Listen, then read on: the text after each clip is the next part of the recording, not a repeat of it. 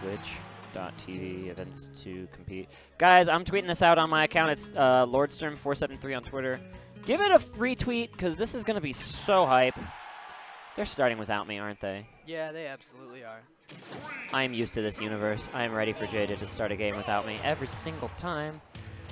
Just charge those needles. Give me time to tag some folks in these tweets.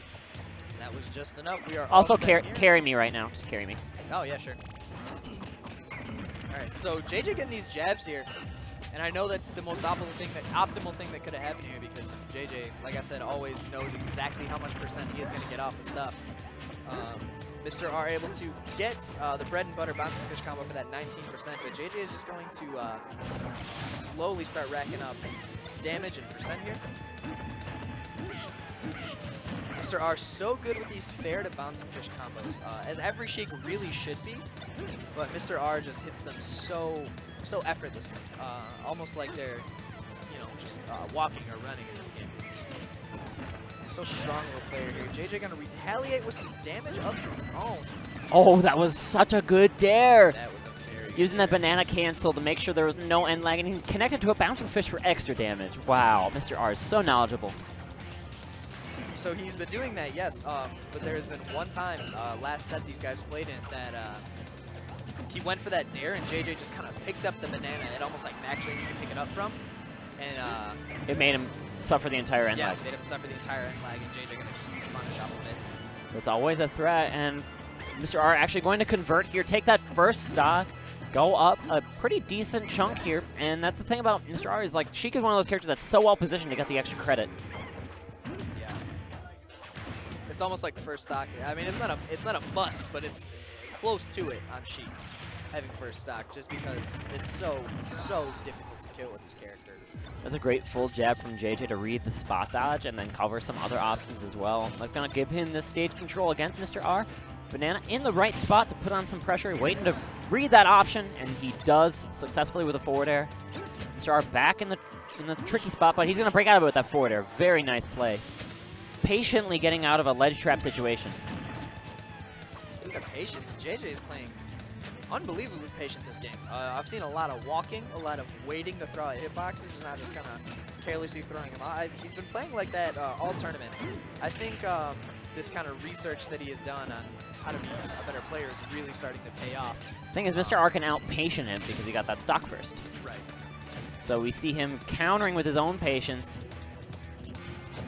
I think that's like the answer he's trying to look for, because really what happened in the winner's set, from what I saw, was Mr. R just kind of sat outside of the effective ranges of JJ's options, like monkey flip and throwing a banana, waited for JJ to do one of those things, and then moved in. And we're seeing that here, and he's intercepting a monkey flip, and that's actually just going to raw kill to finish off a 2-stock. That was not good DI. Yeah, that DI was questionable. I'm not sure what that DI even was or what JJ was going for. Well, maybe he was trying to air drift out of there and just kind of... Mick, help me out and put the mic closer to your damn face. It is really close to my face. Yeah, okay, that's better. Is that? I didn't even move it. How is that better? Just don't worry about it. Okay. We're getting into game 2. And I will change the score. I promise. I helped. Right, going into game 2 here. Both these players just fishing out this neutral. Both of them looking for an opening in. JJ was the first one to find it there. All Mr. R has to do is exactly this. That fair to nair actually 1% more than fair bouncing fish. So Mr. R choosing to do that, get that 1% lead. It's the little things like that that are going to win you games. Oh yeah, every single percent matters Especially so at this high much. level of play. Especially at this high level of play. Literally every percent could change the game.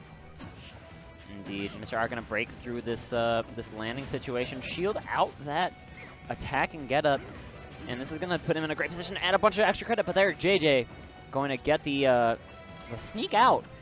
Very nicely played, and this is going to reset neutral, but Mr. R is so relentless at the moment. One thing I've noticed about Mr. R, every time he gets hit by a banana, he doesn't really roll any specific direction. He just kind of gets up. So I think if JJ picks up on that, that could be a huge advantage. I know pretty much every person in the game, when they get hit by a banana try to roll out either way, either away to get away or towards. It's kind of like a mix-up. But Mr. R has given him neither, and I think it's kind of throwing JJ off a little bit here. I feel like he's just not very particularly used to people spacing him as well. Mr. R does, but he gets the spike, but good save at the jump. That's going to keep Mr. R safe. Ooh, again, these falling dairs are just taking JJ a little bit unawares. That's something our Sheiks don't really do, is sneaking out those dares. Well, yeah, for good reason. Like, I mean, unless it is a strict mix-up, it's really a horrible option, to be completely honest. It turns out it's a pretty good option if you land it every single time, like Mr. R has, because he's a god. It turns out it's a good option because it's such a bad option that no one expects it, and that's a mix-up. Well, I mean, we saw Zero throwing his barrels straight into Abadango's Mega Man at Big House and at UGC this weekend, and that's not considered a great option. But if you think about it, you win the trade like 20% to 5, so whatever. Meanwhile, the ledge jump back air gonna put Mr. R again on the board first here in this losers finals, taking the first stock, and he's only at 95%. This is close enough to death if JJ can find the particular right setup, but it has to present itself first. And these grenades going to try to cover Mr. R's landings a little bit, but he's going to cut the needles extension there. That's very good awareness here from Mr. R, being able to sneak in those needles just at every single moment that he realizes they'll land. Mr. R again landing these dares on Banana, just giving him no ending. Like, it's actually, if you hit that Banana, that is an extremely efficient landing option because you get to the ground so fast. There's almost no room to react, and especially if you land on that Banana, you can't react. And look at that, he landing like cancels that, and there's that nair I was talking about. Look how that connected. Bouncing so fish. Gross. So disrespectful. I believe JJ was dead there either way off that nair. He might have been able to get a fully charged barrel recovery, but that bouncing fish sealed it.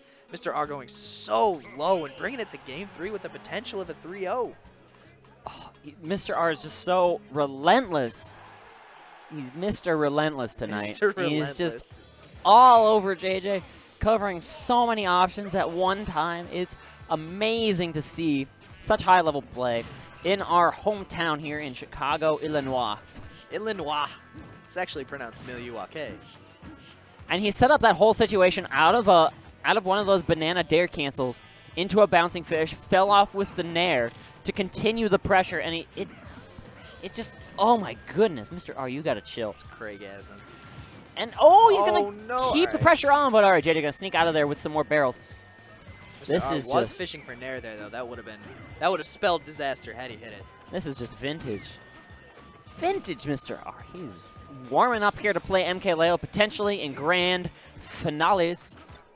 We'll have to see if he gets there. JJ has the potential to reverse 3-0. He finds himself in a little bit of a deficit right now, but he has center stage, trying to find a way to land some kind of momentum on Mr. R, but that turnaround bouncing fish seals out the stock again. Mr. R just striking first. That's been the theme of this set.